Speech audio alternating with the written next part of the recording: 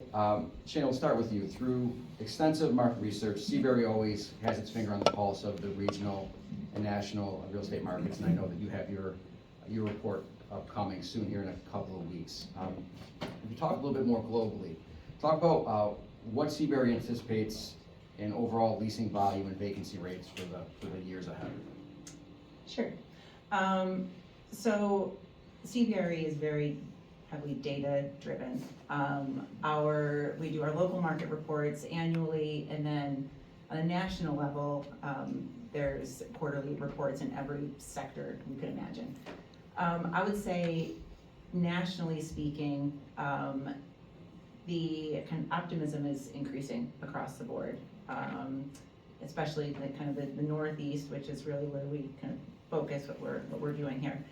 And I think that is filtering into our market, maybe a little bit of a lag, 12, 18 months for that optimism. But what we're seeing really is, on the office sector, this demand for kind of trophy Class A office product, highly amenitized, centrally connected. So if you think about those pockets that we have in our city right now where we're seeing that activity, that's where you're also seeing the rent growth, that, where you might see a delta of, in our market, $10 per square foot between kind of a trophy A product and more of that kind of Class B commodity type space. It's a landlord's market up top, it is a tenant's market in the middle, and also seeing maybe a little bit of conversion still, and activity maybe increasing on that more Class C type product. But you're still seeing that when people are thinking that trophy space, they still envision that in a downtown center. I think it could be either. Okay. Yes, in our market right now, but we could and can do more of those highly amenitized buildings in the suburbs. Just more, again, that connection, employee focused. It's no longer are you really kind of penny pinching on that, that rental rate when there's negotiations. It is, okay, we see the value for, overall for our employees and for our organization with more than just an office space. I think that leads into what the conversation is here regionally of, what are employers and employees looking for that has maybe changed even over the last few years, obviously. Brandy, you and your team, I know that we have some members of that the team has been working on Queen City Hub Revisited. I know that Bob Shibley's here, Wendell, the city of Niagara Falls. You've been taking some time and really drilling down into the data and the insights from local property owners in downtown Buffalo, employees, residents, to try to create an action plan to address the current condition of downtown and the challenges that we're talking about. And we're obviously focusing on the pandemic's impact on how we work and how we spend time downtown. Talk about, as you have been in this process, what are the key challenges that the Queen City Hub Revisit process is identifying? A number of challenges. I think it was a rich data-driven process all along. I also want to shout out our other partners here from the City of Buffalo, Office of Strategic Planning, and Buffalo Place, also NAIOP, Wendell. I also see Bob here as well. So it's been, in addition to the partnership, it's been a collective effort to really try to get an idea of what is the number. Obviously, we've seen a lot less employees and a lot less foot traffic, but you know that anecdotally, but we've been trying to identify what is that number. So using a number of metrics, whether it was surveys, employer information from employers, parking data from NFTA, to try to identify what that was. So it looks like, as from a foot traffic perspective and employees in the office perspective, we're down about a third, and that has been consistent through all of those metrics that we utilize. So it also seems that hybrid work is here to stay. We've interviewed pretty much everyone and their mother from the employer side, from the property owner side. We've done a lot of canvassing with downtown employees, residents, etc., and pretty much all of them are working on a hybrid schedule, and it doesn't appear that their employers are looking to modify that. So remote work's here for the foreseeable future. I think our challenge is really, how do you improve that quality of space that makes people want to come to the space, not out of obligation, because they are working during the day, but, out of a desired positive experience. So I think that's a lot of what we've looked at. And then looking at the interplay between kind of what's happening upstairs in the building. So from, I guess we were calling it sky level, as far as occupancy and leases and office space and things of that nature, versus that ground level experience. That's your public realm, that's your storefronts, that's your options as far as, attractions, restaurants, retail, and then also safety. So, and access. So those have been kind of a lot of the pieces that we've looked at, and then also the toolkit, identifying, what does that toolkit look like to help to address some of the challenges that we're seeing. BUDC's been working really closely with the city and the Department of Public Works on trying to add additional short-term and long-term public realm improvements to just create more of a vibrancy on the street, to at least start to connect some of the dots. There's a lot of areas where we do have a lot of activity, but we have a lot of voids between them. So, how do we, from a sustainability perspective and walkability perspective, how do we start to better connect the assets that we do have for a more walkable district? And I think we're gonna end with that. When we get through the panel, like toolkit, of what does that look like as far as everyone's opinion of what's needed to create something different. And I think you teed up Michael perfectly for a couple reasons. Camden has still a relatively new space downtown that is beautiful, Fountain Plaza. You also have a policy that gives flexibility to employees, but even beyond that, you are working with, whether it be in the education space, on sustainable and reimagined properties throughout the Northeast. So I would love to hear your perspectives on, what trends in sustainability or repurposing are you seeing through your travels and through your works that are working here or could work here in Western New York? Yeah, I think what's critical for the success that we've seen the most is those urban environments that are active. It's not a single space, it is the whole community that comes with it. It's interesting, Brandy, we were talking about where you are in the building. We've intentionally moved our spaces down to the second floor, be it in New York City or Buffalo and across the board, so we could be seen and see what's going on. And what's interesting about our time at Fountain Plaza is it has changed dramatically. And we moved in pandemic time, but just before that we were in the Bank of America building, and the Fountain Plaza was active, M&T Bank was active, and you were seeing, you're excited to be there. There's purpose, intention, you wanted to be there. And now that has changed dramatically in that the activity is down and our activity has changed. So as we look at opportunities to revitalize spaces and activate those, the amenities are critical, but the community is more important to it. And that is something we've seen across the board, wherever you are. And just after this, I'm going to Pittsburgh, and our office just moved in Pittsburgh. And we're in the Strip District of Pittsburgh. We moved from the downtown to the Strip District. And the reason for that is it's more active because there's more people living there. There's more restaurants. It just feels like you've got to build communities. And that's the most sustainable piece, because then the infrastructure is there to be, you'll have walkability to it, you'll have transit to it, people will be using less of a carbon footprint during that time. And that's somewhere where we're really investing a lot of our time.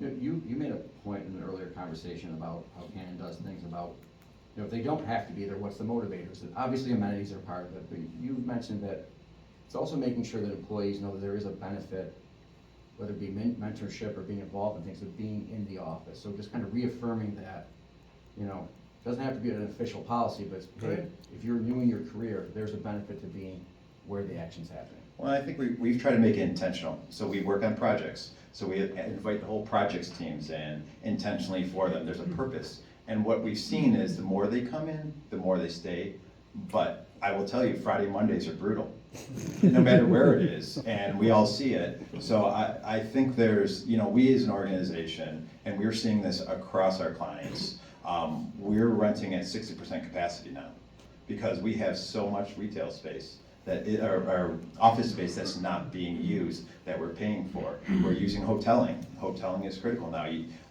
When I go to Pittsburgh, I'm just gonna sit in any seat I want to, and it won't matter. And I think those are the pieces of flexibility. What we've heard from clients too is they want the best people. They don't care where they sit. We had 9 people in Atlanta. We don't have an office in Atlanta.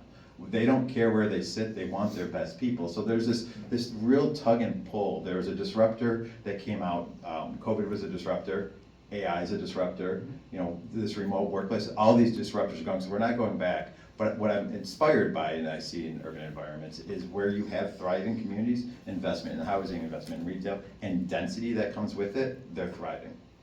That's a great point. I think, Joe, if we can talk a little bit, we're gonna talk about, hey, what are resources that help with conversions? What do we need to do from a construction standpoint? But I think it's always important that that type of advocacy or discussion is informed by cost, like the real world implication, right? So just walk us through right now, what are the, we saw a huge spike right after COVID. What's the status of construction costs? Where are they trending? And where do you see that being, what do we need to focus on if we're talking about, yes, we're gonna really focus on converting one space to another? That is a great question, Seth. As someone who represents the construction industry, I love when people ask why things cost what they cost, right? But before I answer, I would like to give a shout out to our membership director, Amy Ray, who many of you know. Today is her birthday. Happy birthday! She's so dedicated. In the midst of her birthday activities, she dragged her husband to this to do that. So we'd sing happy birthday if we weren't so crunched for time. But construction costs, you mentioned the pandemic, and we're all very familiar with how material prices escalated. And the good news is around 2022, those started leveling off. The bad news is they leveled off about 40% higher than where they were. And the reality of that is they're just not going to go down. That's the new reality. In fact, there's some things that could drive them up, right? If we get some of the tariffs that the Trump administration is talking about, those are going to have huge impacts on a lot of things like lumber, steel, and things like that. So that remains to be seen.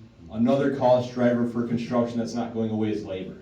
We've talked for years, decades, about the labor shortage that's coming.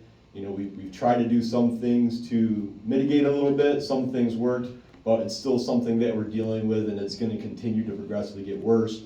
And so costs for labor have been going up, and they're going to continue to go up. One thing that leads to high costs for projects is the length of time it takes, right? With all the approval processes and the burdensome regulatory requirements, on all those, they lead to more time on the project and increased costs. And something that's interesting to me, and I don't know that maybe interesting is the wrong word, but right now I believe we're seeing a bit of a holding pattern on some projects because of interest rates and other factors. But the escalation of price clock is still ticking, right? So the longer that we try to wait out interest rates, the more those labor costs and more those other things are increasing. So, I think that's why it's incumbent on us to have these discussions that we're having today and find solutions that can enable us to move some of these things forward instead of just sitting back and waiting for interest rates to come back down. But, it's the good news is for now, the pandemic stuff seems to have leveled out, but, there are some costs that are going to continue to increase for these projects. So usually we kind of go round robin style. I want to stay with you just because you led right into it. So when we're still focusing on costs, even outside of materials, what's the challenge or the complexities of the people need to know, saying, hey, we're gonna convert office space to residential? What are the special challenges for a conversion like that we should at least think about as we're talking about it? That's another good question, because contractors like to hear why are things so expensive, and also what makes it hard for you. So I appreciate that. But and I know it's a little strange to say this to the room here, because many of you I know are design and construction professionals, and you know this better than me. But you picture your typical office space that you want to convert to residential, right? some parts of it are pretty straightforward, right? You need to have, it's a wide open space, maybe you're taking cubicles out and putting walls up, that's pretty straightforward. A lot of the challenges come between the MEPs, the mechanical, electrical, and plumbing trades. Because you picture an office space, maybe has a central bake, bathrooms, and that's about it, right? Well, no longer do you have that, you have however many residences, and each one has its own kitchen and its own bathroom. And so that poses significant challenges when you're trying to convert office space to residential.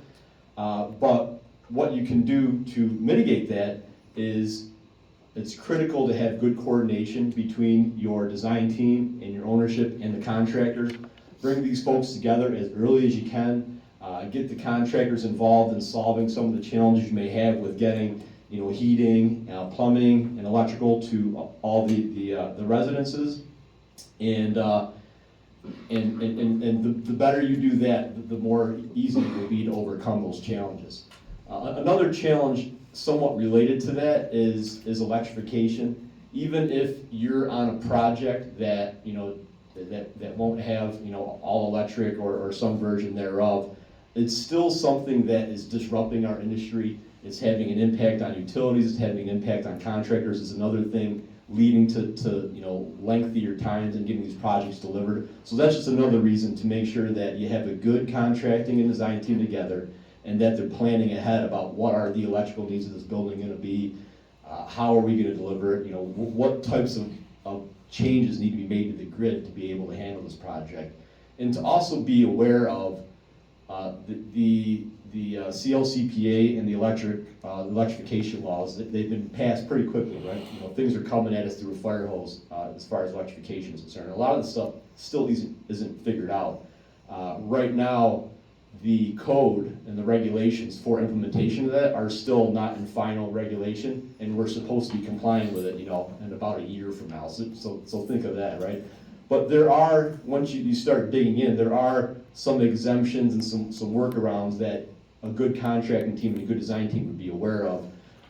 If, for example, if your project has an electrification need and the grid can't support it, there are ways that you can get variances and exemptions for that. So just be aware of those things as you're going into it. And the more that you have the contractors involved in the design and process early on, I think that the better you'll be set up to overcome those challenges.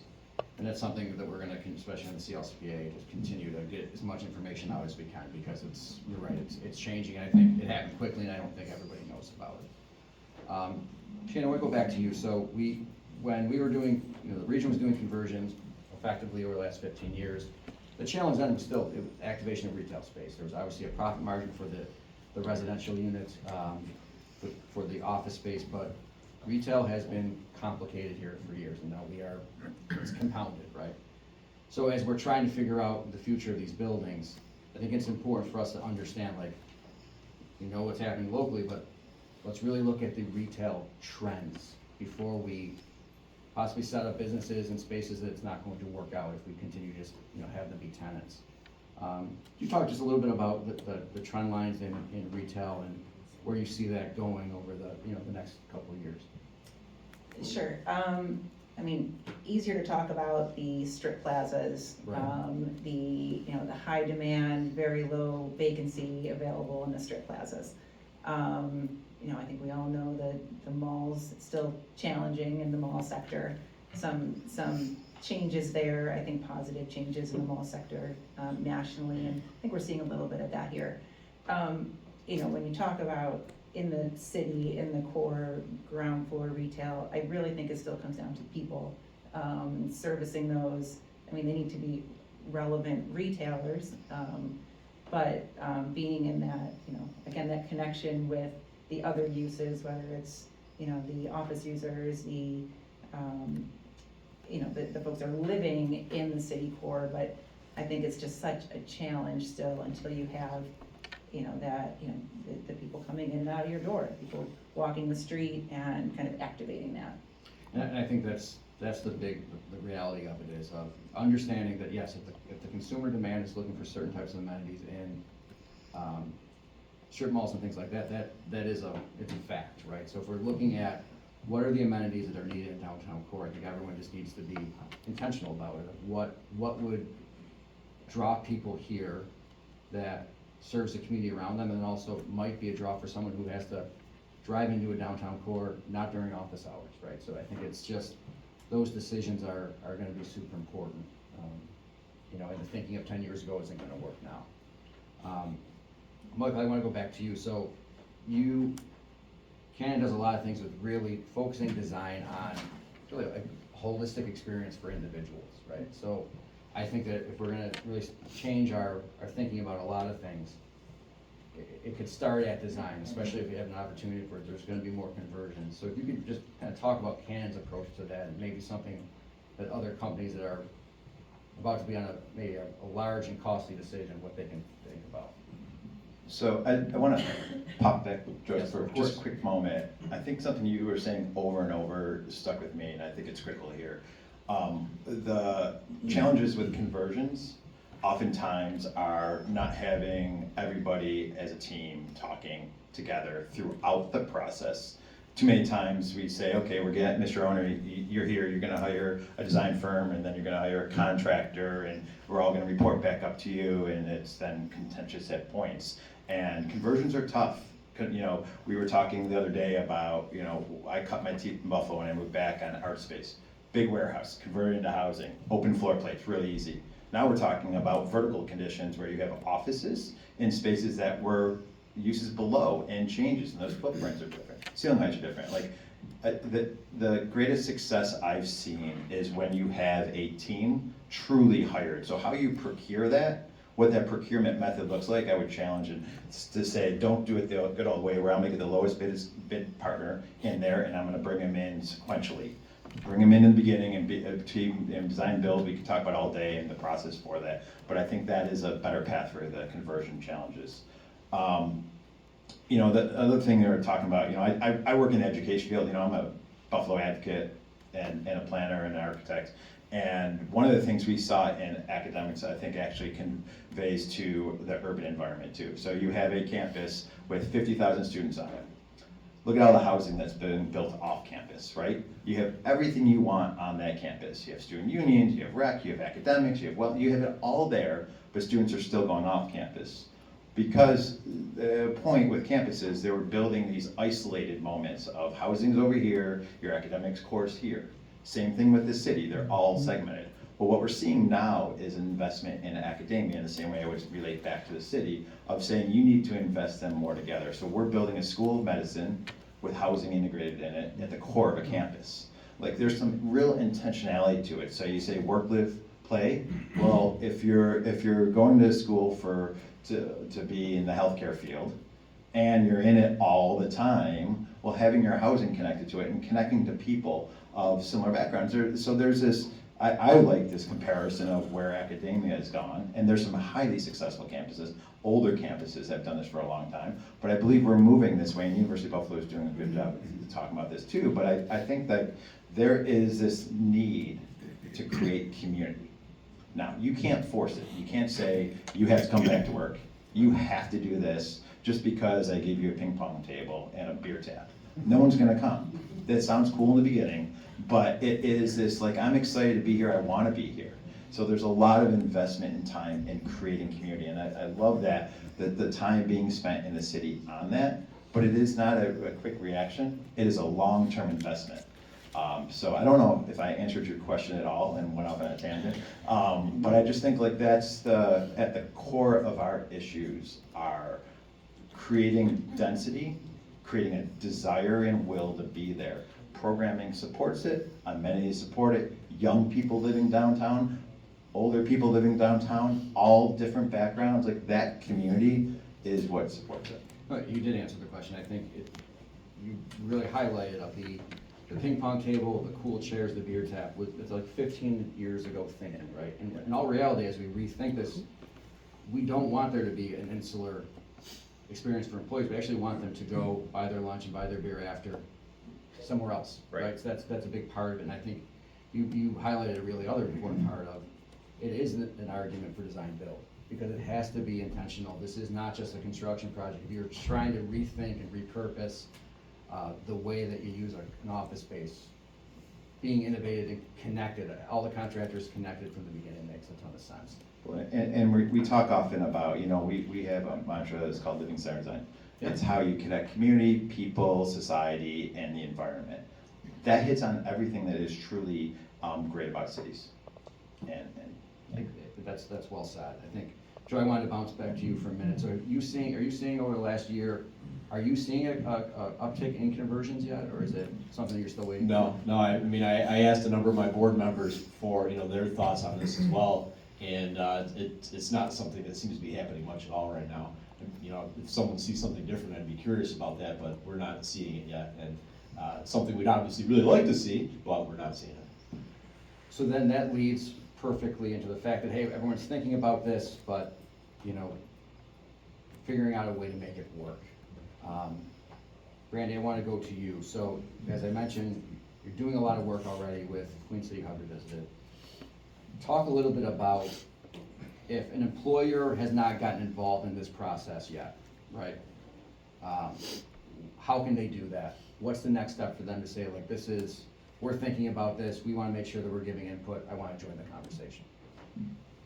Easy, you could reach out to any of us on the project team, whether that is the Mayor's Office of Strategic Planning, Buffalo Place. NAP has been very involved. Also, I see Bob and some of his team members are here as well. So I think there will be a lot more to get involved in. I think we've started kind of on the advocacy front to talk about, what those next steps look like now that we have so much data. But I think the more voices that we can get involved, just kind of articulating what the needs are, the path that we want to go in, what that toolkit looks like, and just overall what experience people want. I think at the end of the day, and I think some of you guys have touched on this as well, from the employer perspective, if you're looking to try to get talent and retain talent, they have to have those sustainable relationships, opportunities for mentorship, opportunities to make connections, authentic connections with people.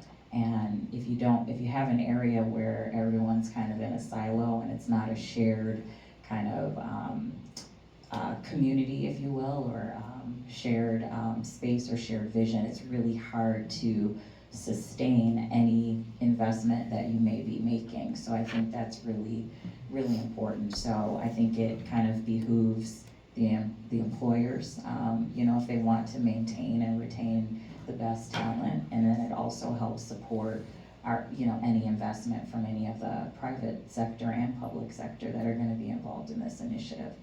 I think that's a good point. It's something we think about with our young professionals group of kind of making that point with our staff, so saying that Buffalo's, it's still small enough a community that if you're downtown or you're part of events, you can make connections real quickly, whereas if you were in a larger city, it might take you longer. So, get out there, go to BMP events, obviously. But if there's a downtown core that's easy to get integrated with professionally and not sit at home every day, it's Buffalo.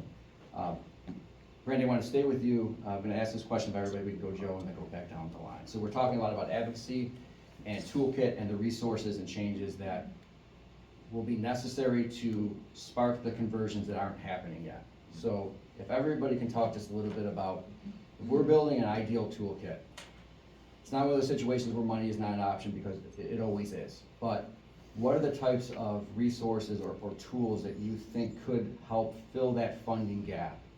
If someone is taking a strong look at, we're gonna change our building to hopefully be more sustainable in the future.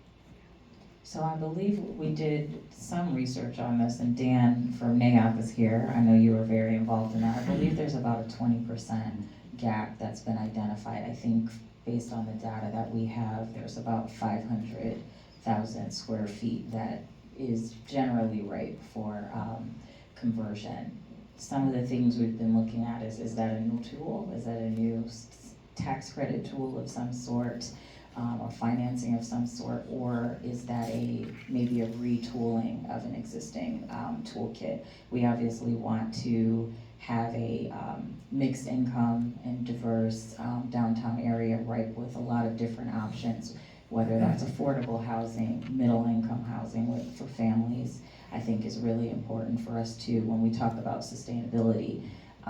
If you have so many units where, folks are gonna grow out of them, it's hard to sustain a neighborhood or a community if you have so much turnover with respect to the housing type. So I think that's something that's also really key, and I think that we need as far as toolkit, and then just more flexibility as far as the first floor space. I've been involved with working with small businesses over, the last several years through our Queen City Pop-Up Initiative and things of that nature, and it's really, really difficult for those small businesses to get a foothold in the downtown marketplace, yet those experiences and those niche shops and those niche offerings are what people expect when they come into a downtown. They really help to, create that user experience. So it's really important, and it's a long-term play. I think, as far as some of that first floor retail space you're likely not gonna get a tenant that can really pay the market rate that it costs to be there. But I think the long-term play in it is, it is an amenity for employees, for office tenants. It is a way to add vibrancy and activity, to the street as well. And it's just a way to kind of invest in the quality of the space that you're in that is outside of the building. So those would be and we're still working through the toolkit. This is nothing that's been solidified yet, but those would be some of the things that I would recommend, or I think that could be a potential solution for us. Perfect. Thank you very much. Joey, one next.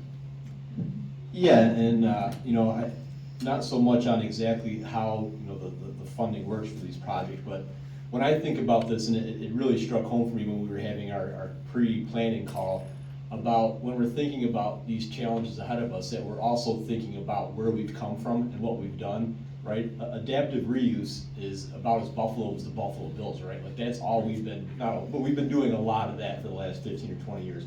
We're just talking now about another form of adaptive reuse, and we just have to figure out the mechanisms that get that funded and get those delivered. And it was also, it struck me that we were talking about, the challenge now is not as many workers downtown, and how we have, what the impact that has on downtown Buffalo. Well, I'm sure many of you remember that before the pandemic, the issue then was, well, when the door at 5 o'clock, the door is shut and everybody leaves Buffalo, and that was a challenge. So that's why I think it's important that, all the things that they're talking about up here about making downtown not only a place to work, but to live, to play, to do all those things, that we're having these residential spaces downtown that have people living downtown, socializing downtown, and doing all those things. And I think it's also, this is a good time to point out how important the work that the partnership does and that all of you do, because let's face it, the reason that this is more difficult in Buffalo than it might be in other cities is because the rents aren't there to make the financing work on some of these projects like other places. And the reason for that is because our economy, there are some things in our economy that aren't there. So I'm excited to hear about the work. I'm very excited to hear about the work that the partnership's been doing on the tech hub and some of those things, and how that can change this area forever. Because I think in order for that to happen, when we talk about sustainability, our economy's got to be sustainable for all of these other things to work and for some of these challenges to be solved. But so I want to applaud the partnership too. That's great news. I look forward to hearing more about that as it comes along. Yeah, I appreciate that. And we'll make sure that we keep everyone updated on the Tech Hub this year. And I think you made the point of, we have done this before, right? So we talked about brownfield cleanup program of, their resources can make difference when they're used as a tool. I think we don't know, we're all trying to figure out what is the correct tool and resource to help with this, but this is something that if there's any city that has experience and the ability to show that they can do it, it would be Buffalo and Western New York. Let's keep going down the line. Maybe that Super Bowl parade would be a big catalyst. 100%. I think just a couple things to add. Some of these conversion opportunities, it isn't new to Buffalo. They're never easy, but I think where we're at now is a little bit more complicated with the product type. And some of these owners of these office buildings, you know, they had a value in their mind of what their office building is worth. So when you've got somebody looking to acquire that, it's hard to get those two pieces to come together sometime. You know, say, okay, you may not be worth what it used to be worth if we're looking at a conversion versus, you know, going to be an office building again. So I think that's one area where there's a little bit of a disconnect. Also, you know, timing, you know, you say time kills deals, well, it does. And if the longer you wait, the longer it takes for approvals to get in place, the dollars just continue to add up. So if there's that ease of doing business component, I think that, you know, sometimes those deals can pencil out a little bit better. I think that's a really good point, especially if we're talking about public resources, which can sometimes be slow. We have that time kills deal point, something that we should keep in our heads. Thank you very much for that. So it's only appropriate, being from a design firm and architect, I'm gonna lean into our creativity. I think creativity carries the ball a long way. And creativity is in all different forms. So I'll use a quick reference. Again, I live in the education world. So we designed a school outside of Pittsburgh. We partnered with the Children's Museum and the school. And the superintendent said to us, you know, when kids go to the Children's Museum, buses bouncing when they get off. I want that at my school. I want these kids to be happy, excited to be here. And I have to tell you, I've gone to that school and I haven't seen a kid upset once, because the environment has changed. They thought differently about how they were delivering their education. And I challenge all of us, like, how do we deliver this differently? We can't go backwards, we have to look forward. So, and I love the Bills, and I hope to be there Sunday. But we have so much more to offer, be it the Auburn Ox or 5 Points or Larkin, like there's so much to offer in this community. So how do we challenge the use of like the celebrating the Martin House and the way we do our work, or celebrating, you know, the way we're seeing things at the Birchfield? There's an opportunity for partnerships and creativity that will help move this ball farther. It doesn't always bring the money, but it creates interest and insight and investment, so.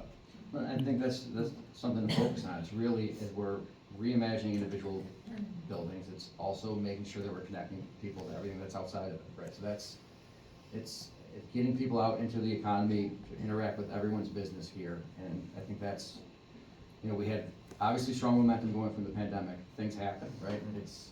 We know how to do this. And I think that's our challenge and our opportunity moving forward. I want to thank the panel for being here today with us. Everybody give them a round of applause.